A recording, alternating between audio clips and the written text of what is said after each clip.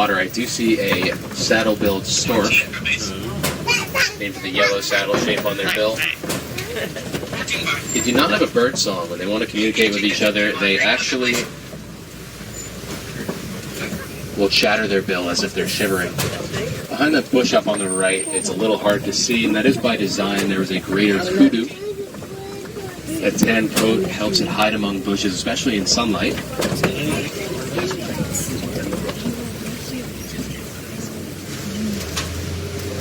It's also one of the larger antelopes on the reserve, and getting up to 5 feet tall at the shoulder. I didn't see anything by that watering hole, but I thought I saw some movement up on that hill to the left. Around the corner, see it? Yep, there he is. Talk about him in just a second. To the right, that is a bongo. I know. The slick-back horns help remain tangle-free as they dash through foliage. They are nicknamed the ghost of the forest because they're not often seen while out in the wild. To the left side, that is a black rhinoceros. It's the more solitary rhino on the reserve, not often traveling in groups. It's also the smaller rhino, coming in at a staggeringly low weight of 3,000 pounds. Not seeing anything else before us though, so we will move on to the Safi River area.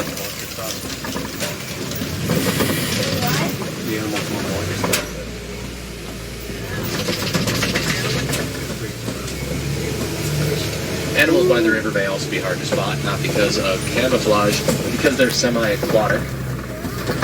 Sometimes they will be underwater, so keep an eye on that water surface and be on the lookout for large shapes and bubbles. Might help you spot something you wouldn't otherwise see.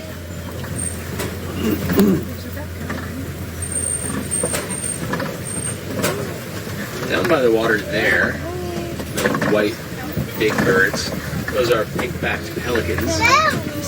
Named for the pink skin on their backs that develops only during mating season.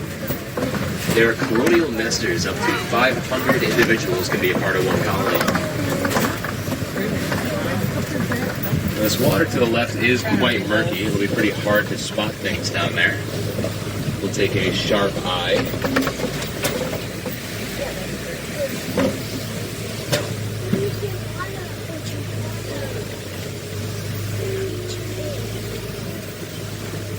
Not seeing anything yet.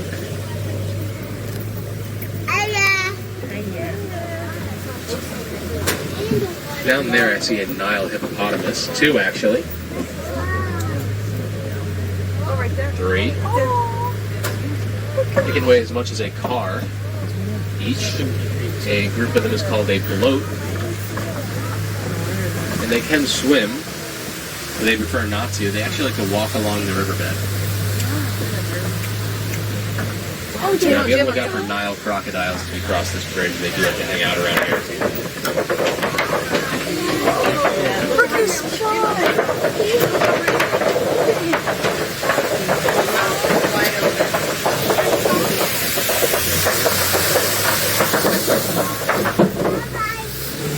Nile crocodiles are the largest reptile in Africa. They get to be an average of 16 feet in length. For reference, that's about as long as a giraffe is tall. They have those fierce, toothy grins, but don't let it fool you. They might be cold-blooded, but they are warm-hearted. That is a figure of speech. They're also cold-hearted, but they do make excellent mothers. They will gently roll their eggs in their mouth in order to speed up the hatching of those eggs, and then once they do, they will keep their babies in their mouth in order to protect them. Heading down into the savanna now, though. It's a lot drier in the river, as you can tell from the baobab tree on the right. 9 months of the year, that tree has no leaves and instead stores water in its trunk in order to conserve it. That is when animals aren't breaking into it during drought months. That does get those animals a much-needed drink of water during those drought months. That is the tree, the nickname, the Tree of Life.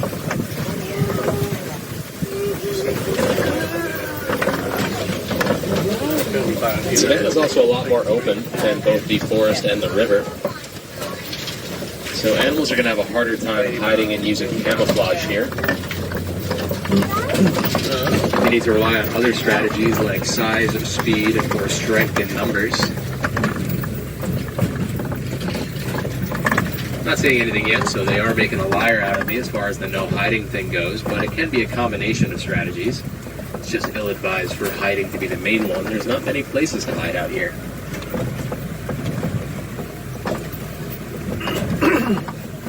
In front of that den area, I am seeing a painted dog. A better view up ahead, actually. They sort of look like a hyena, and they are a different family than the domestic dog. They're named for that paint splotch pattern on their coat, and every individual has a unique one. They are cute, but they are also Africa's most successful predator with a success rate between 70 and 80%. That's due to their collaboration with each other as well as their endurance running ability. Now in the back of the field there, those are sable antelopes, and this antelope, even though it doesn't look like it, closer to us, with that gray coat, those are wildebeest. The sable antelope is the emblem of the Giraffes Reserve due to their bravery. They will hold their ground against predators by holding their head near the ground and showing off those horns. Those wildebeest have some of the largest herds in the world. In fact, a herd of 1.5 million wildebeest, which is really a combination of large and smaller herds. They all traverse Africa together each year. It's about 500 to 1,000 miles, and that is called the Great Migration. I imagine it'd be pretty easy for that herd to get separated from each other. They don't really have to worry about that. They have scent glands in their hooves, so they leave a trail that can be pretty easily followed. They do get separated. There with those drops.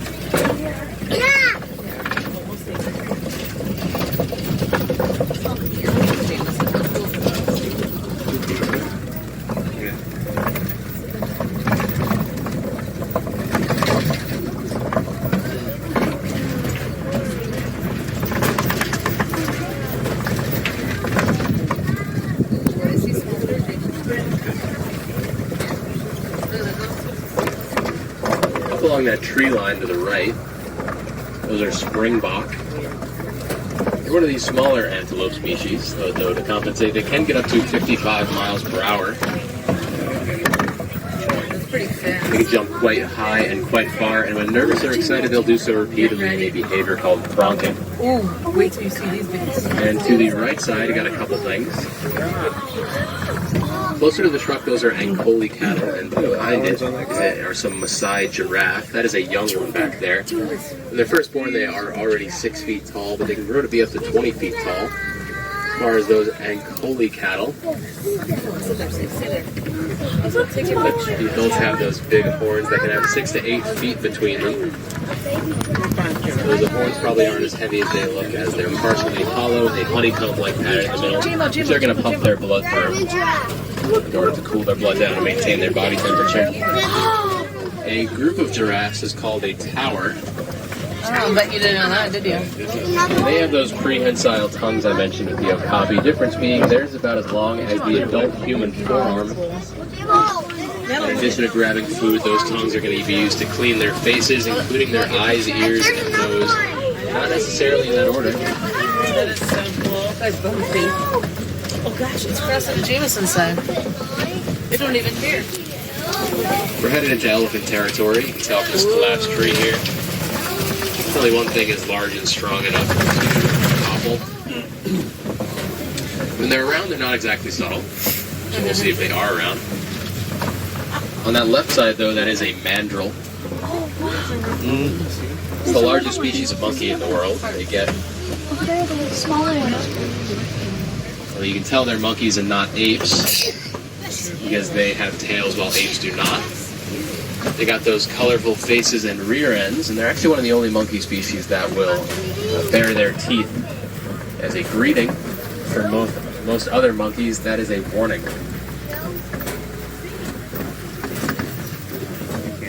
There he is. That is an African elephant. Gets up to 13,000 pounds in males and 8,000 pounds in females. If you look at them for long enough, you might see them make an ear flapping motion. It's not them waving hello, unfortunately. It's also not them trying to fly, unfortunately. Both those things would be pretty cool, but that is how they literally keep cool. They got blood vessels behind their ears, so fanning their ears helps to cool their blood down, help regulate their body temperature. We are still in elephant territory, so we'll see if we can draw some more up ahead.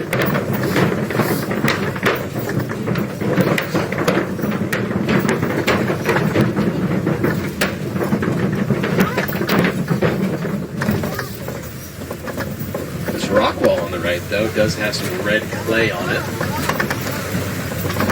Stuff does not look appetizing to me. I probably couldn't eat it. You probably couldn't either, though I do not judge if it does look appetizing to you. To elephants, the stuff looks quite delicious, and they eat copious amounts of it. Given their size and the benefits that it provides, that being that it has a lot of the minerals they need for a healthy diet. You can see they've been indulging recently. There's another one there.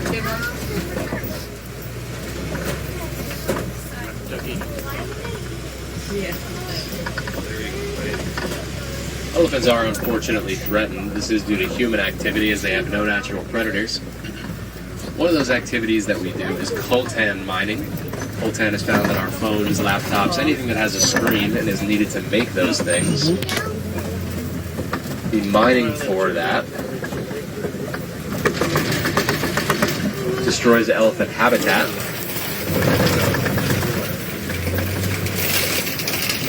A simple thing we can do to help those elephants out is reduce our need for coltan through the recycling of our old technologies which we no longer use. Because we can reuse that coltan, it works the exact same when we put it in something new, and it reduces the need to mine for more of it, which saves some of that hassle.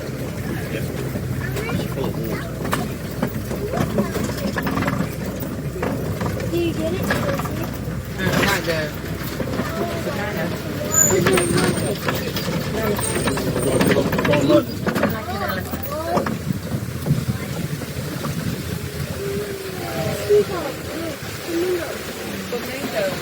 We're going to pass by some greater flamingos on the left. The name greater flamingo may sound a bit cruel to lesser flamingos, but it's not about these guys being better opinion, but it is about them being larger. The naming of groups of animals in science is a very serious endeavor, which is why a group of flamingos is called a flamboyance. They get their color mainly from their diet. It's mostly shrimp, and that contains beta-carotene, which is what they use to develop that pigment. It does take about 2 years of them eating their diet to actually do so. How long have they born? In the first 2 years of their life, they're a pale shade of gray.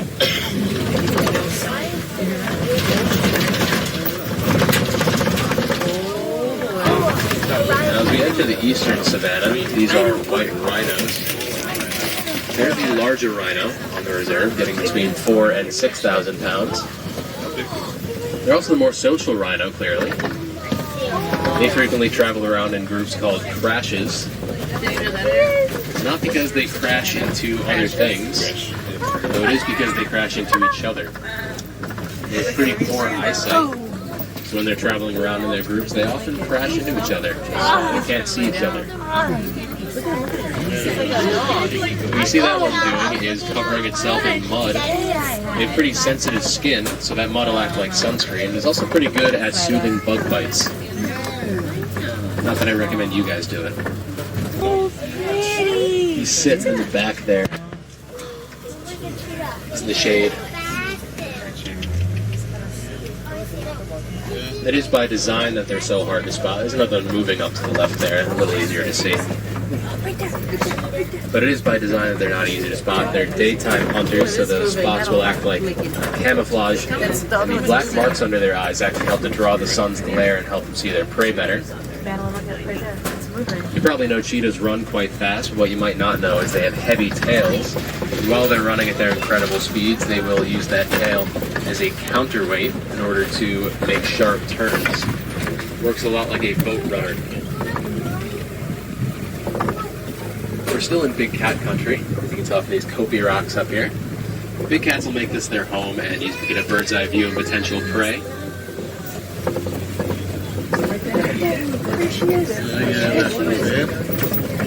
Cheetahs hunt during the day, but they are the exception, not the rule. Most other big cats hunt at night.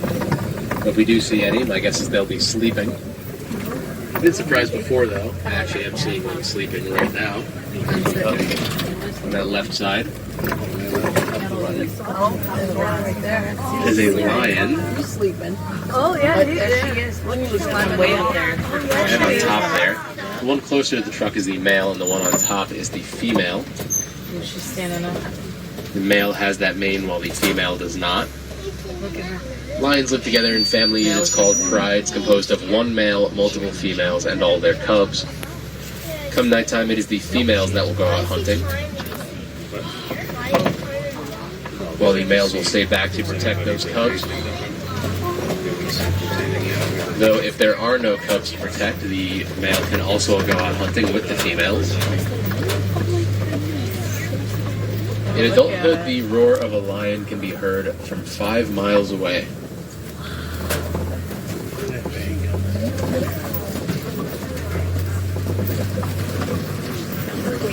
Yeah, you kill it.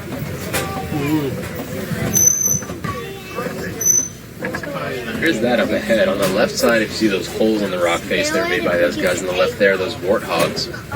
Pumbaa is the famous warthog, of course, but the name is kind of silly. Pumbaa translates to foolish, and warthogs are actually pretty smart. They will reverse into those burrows with their tusks facing outwards, and helps to defend themselves from predators. And on that left side now, those are ostriches. They're the largest bird in the world, getting up to 9 feet tall. Being so large, they cannot fly, though with those long legs, they can run quite fast. And these are female ostriches. You can tell by their feather color. Female ostriches have gray feathers, while males have black feathers tipped with white. Oh, yeah. Something's over there. And those are the ostrich eggs on the right side. You can tell by the size. Big bird, big egg. They get to be the size of 2 dozen chicken eggs. They can weigh up to 3 pounds.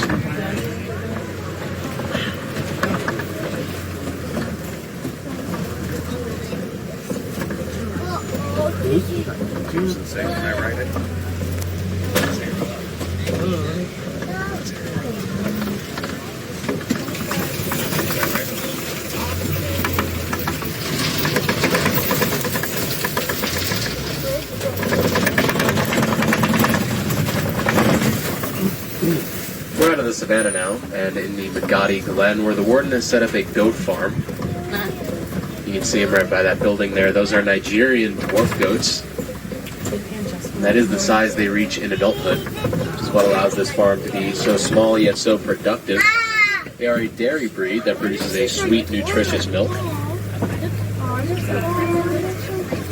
Many farmers in Africa keep these animals and run farms like this, supplementing both their diet and their income, all without having to rely on the overhunting of local wildlife. Also does not take up that much space to run a farm like this. So it allows the farmers themselves, as well as the villages they provide milk to live more harmoniously with nature.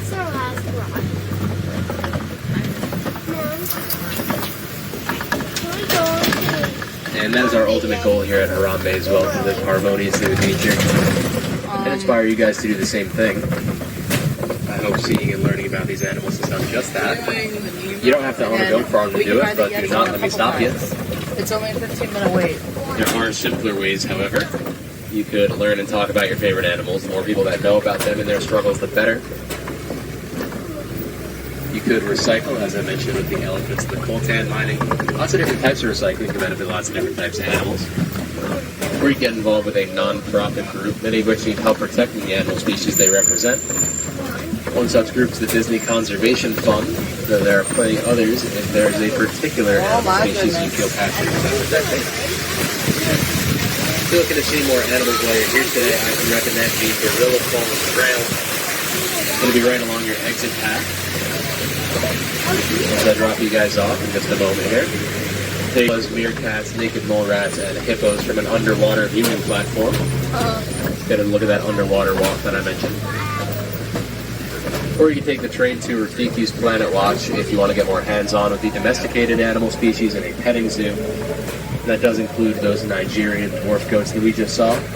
Both those things do close at 5:30 or 4:30, excuse me. So I would prioritize them if those sound interesting.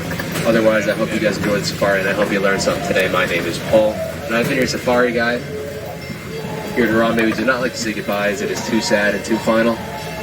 So we instead like to say Kwaherini, which means to go well. So Kwaherini, everybody, go well, go wild, and please enjoy the rest of your day in Animal Kingdom.